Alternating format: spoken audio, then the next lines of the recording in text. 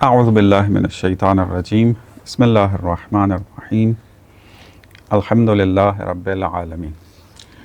تاریخ علم منطق میں ہماری گفتگو جاری و ساری ہے۔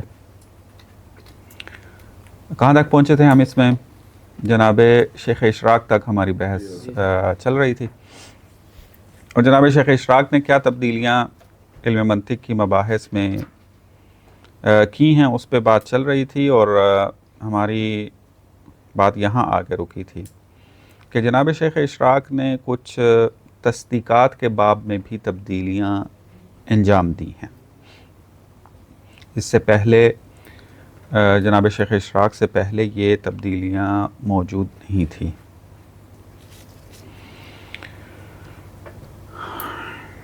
کیا ہیں وہ تبدیلیاں؟ ان میں ایک تبدیلی یہ تھی کہ جناب شیخ اشراق قضیہ ثالبہ کو موجمہ کی طرف پلٹا دیتے ہیں، یا تحویل قضیہ جسے کہتے ہیں کہ ایک قضیے کو دوسرے قضیے کے اندر تبدیل کر دینا، ثالبہ کو موجبہ میں بدلنا، کہ اگر آپ چاہیں تو قضیہ ثالبہ کو قضیہ موجبہ بنا سکتے ہیں، اور آپ جہاں پر قضیہ موجبہ کی شرط ہے قیاس کے اندر وہاں استفادہ کر لیں۔ جناب شیخ اشراق نے اس کو اس وجہ سے یعنی قضایا کو بدلنے والا جو ایک تبدیلی کی ہے، ان میں ایک کیا ہے؟ قضیہ ثالبہ، مثلا اگر قضیہ یہ ہے کہ الف بے نہیں ہے، یہ قضیہ ثالبہ، شیخ اشراق کہتے ہیں کہ اس کو موجبہ بنایا جا سکتا ہے کہ آپ کہیں کہ الف غیر بے ہے، معدولۃ المحمول، وہ قضیہ موجبہ بن جائے گا۔ اور اگر جہاں پر آپ کو قضیہ موجبہ استعمال کرنے کی ضرورت ہے تو آپ اس میں وہاں موجبہ جو ہے وہ استفادہ کر سکتے ہیں۔ دوسرا جو ایک تبدیلی انجام دی انہوں نے قضایا کے اندر، وہ یہ کہ قضیہ شرطیہ کو قضیہ حملیہ کی طرف تبدیل کر سکتے ہیں۔ مثلا اگر قضیہ یہ ہے کہ اگر بارش برسے تو سبزہ پیدا ہوتا ہے، قضیہ شرطیہ، یہ قضیہ شرطیہ اب حملیہ میں آپ تبدیل کر سکتے ہیں اس کو، کہ بارش کا برسنا سبزے کے پیدا ہونے کا سبب ہے، قضیہ حملیہ بن گیا۔ اسی طریقے سے یا مثلا یہ تھا شرطیہ متصلہ، شرطیہ منفصلہ کو کیسے حملیہ میں بدلیں گے؟ شرطیہ منفصلہ کیا ہے؟ مثلا عدد یا زوج ہے یا فرد، اس کو آپ حملیہ میں کیسے بدلیں گے کہ عدد زوج معاند ہے عدد فرد کے، معاند ہے کہ زوج و فرد کبھی اکٹھے نہیں ہو سکتے۔ تیسرا جو قضیہ انہوں نے تبدیل کرنے کا ایک طریقہ بتایا ہے وہ یہ کہ یہ جو موجہات ہیں، قضایہ موجہہ، اس کو آپ قضایہ ضروریہ میں تبدیل کر سکتے ہیں۔ مثلا آپ کہتے ہیں کہ الف بے ہے بالامکان، ٹھیک ہے، قضیہ ممکنہ ہے، تو آپ اس کو ضروریہ میں تبدیل کر سکتے ہیں۔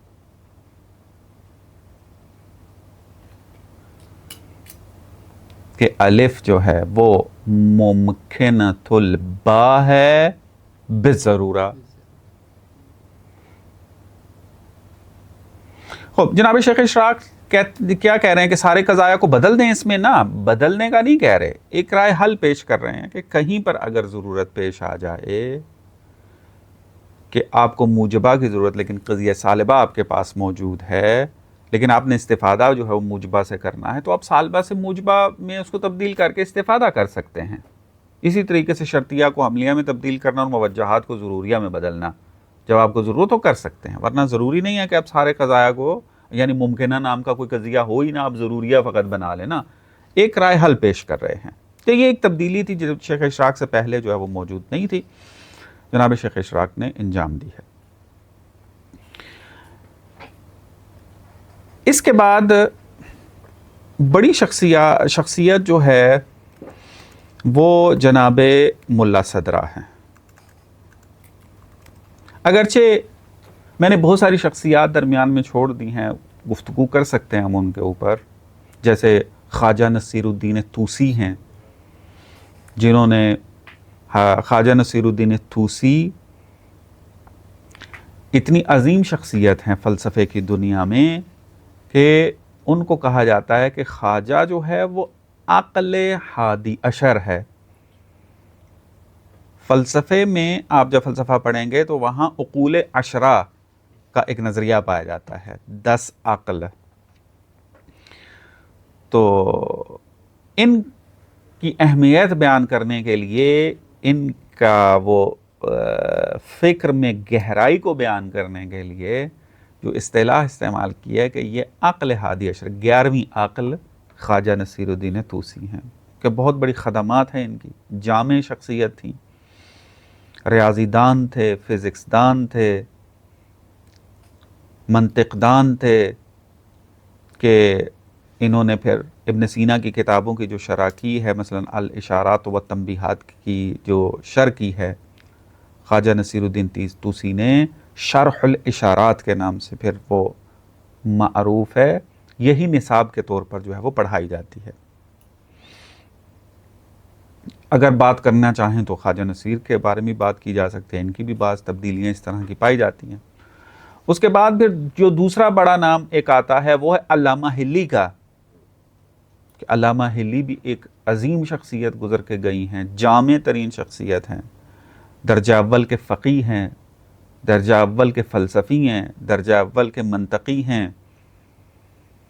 ان کی بھی کئی کتابیں جو ہیں وہ فلسفہ و منطق کے اندر اور لکھی گئی ہیں، کہ ایک طولانی فہرست ہے علامہ حلی کی۔ مثلا آپ علامہ حلی کی کتب اگر سرچ کریں انٹرنیٹ کے اوپر تو آپ کو اس میں کئی کتابیں منطقی ملیں گی۔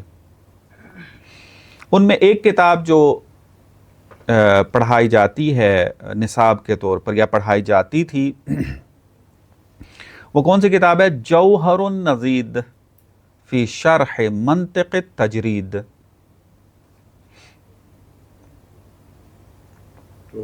جوہر النضید زواد کے ساتھ، فی شرح منطق التجرید، کہ اس کا میں تھوڑا سا تعارف آپ کو کرواؤں گا جب میں تھوڑا آج نصابی کتابوں کے اوپر گفتگو ہوگی۔ تو یہ علامہ حلی کی ایک کتاب یعنی منطق کی ہے، کہ جو نصابی کتاب رہی ہے، اور ابھی بھی جو منطق میں صاحب نظر بننا چاہتے ہیں اور منطق کو تفصیل سے پڑھنا چاہتے ہیں تو وہ جوہر النضید کو ضرور پڑھتے ہیں۔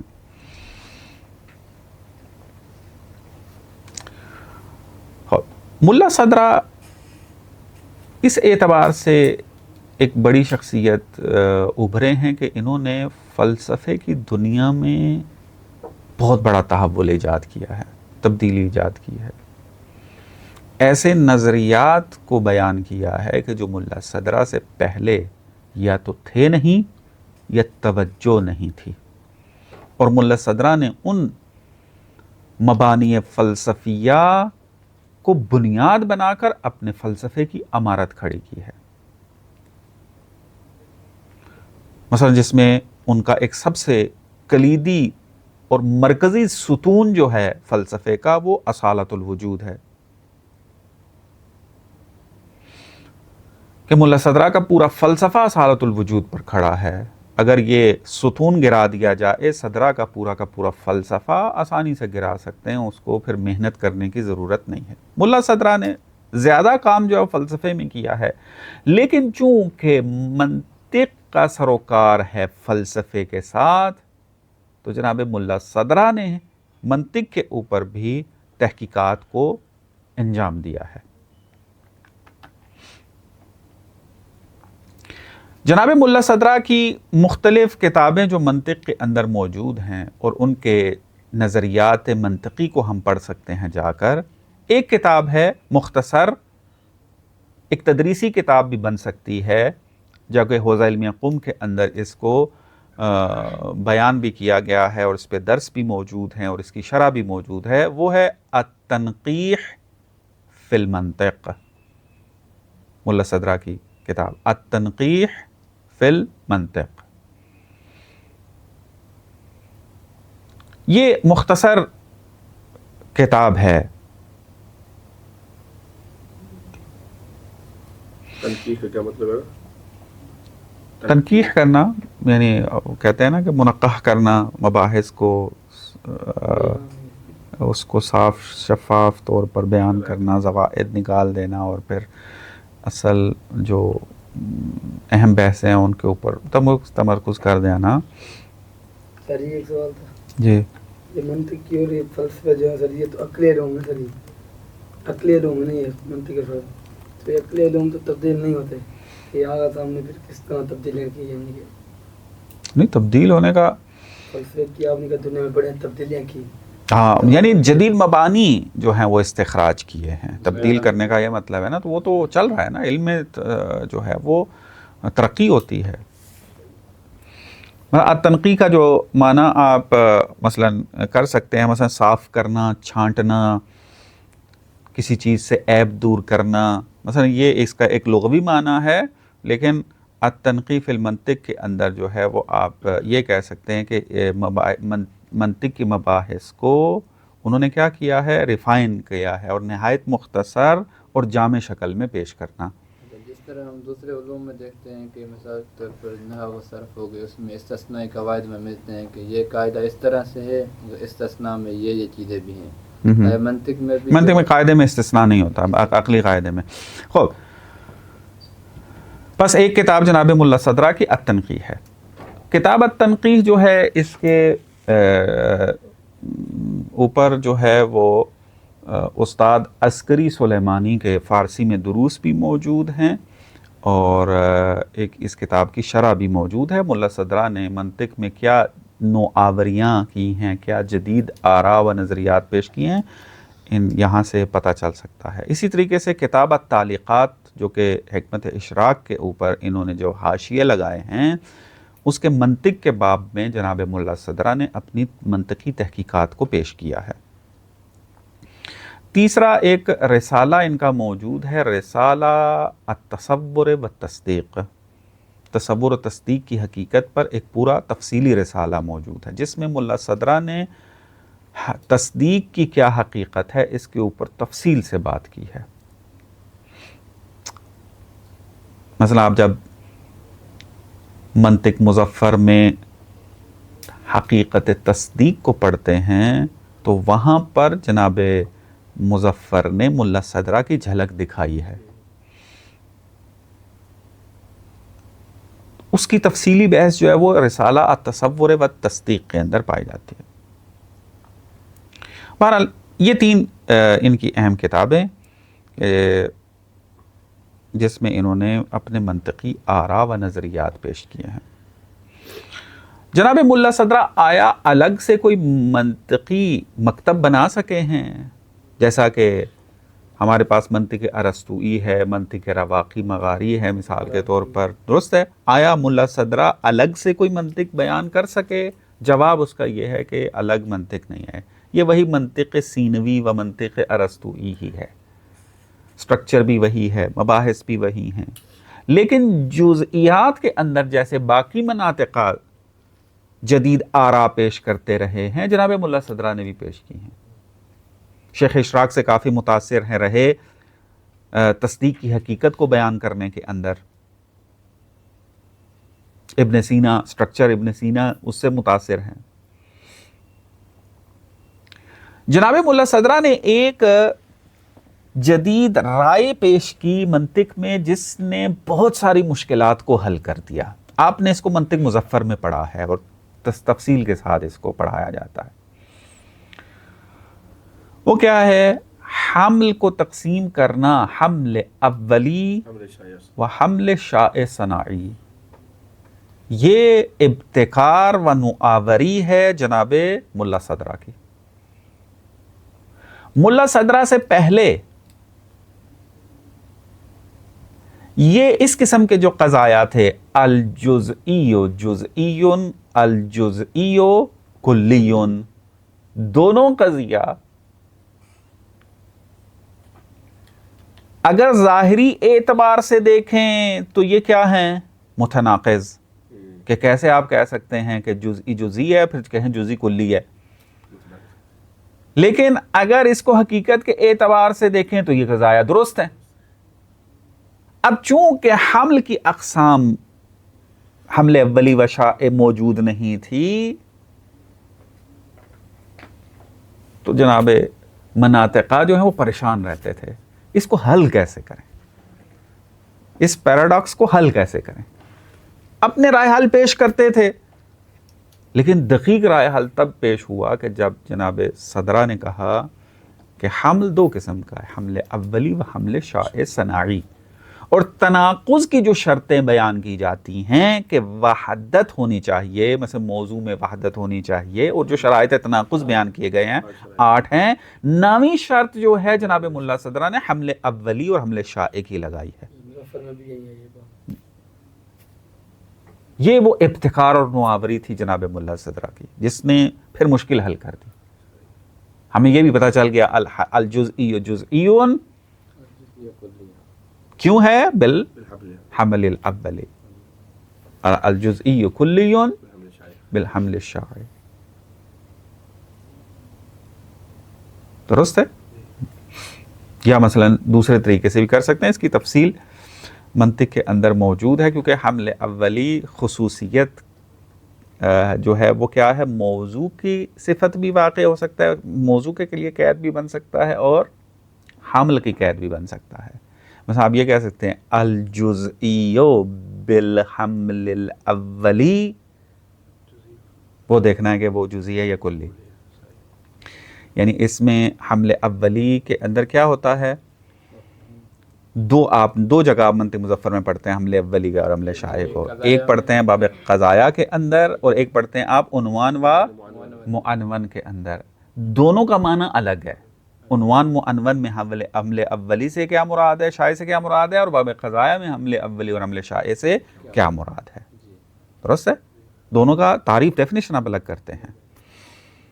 مثلا اب عنوان معنون میں کیا ہے؟ اگر مصداق کے اوپر نگاہ ہو آپ کی تو کون سا حمل ہے؟ شائع ہے. اور اگر مفہوم پہ ہو تو حمل اولی ہے. یہ ہے عنوان معنون کے اندر حمل اولی اور حمل شائع کا معنی. لیکن باب قضایا میں جب آپ جاتے ہیں تو حمل اولی کا کیا معنی ہے؟ دو چیزوں میں اتحاد مفہومی و مصداقی دونوں پائے جائیں. درست ہے؟ الجزئی جزئی یہ کون سا حمل بنے گا؟ کون سا؟ حمل اولی، کیونکہ یہاں کیا ہے؟ اتحاد مفہومی ہے. یہ حمل اولی جو ہے کس اعتبار سے بنے گا؟ قضایا کے باب میں، عنوان معنون کے اعتبار سے نہیں. درست ہے؟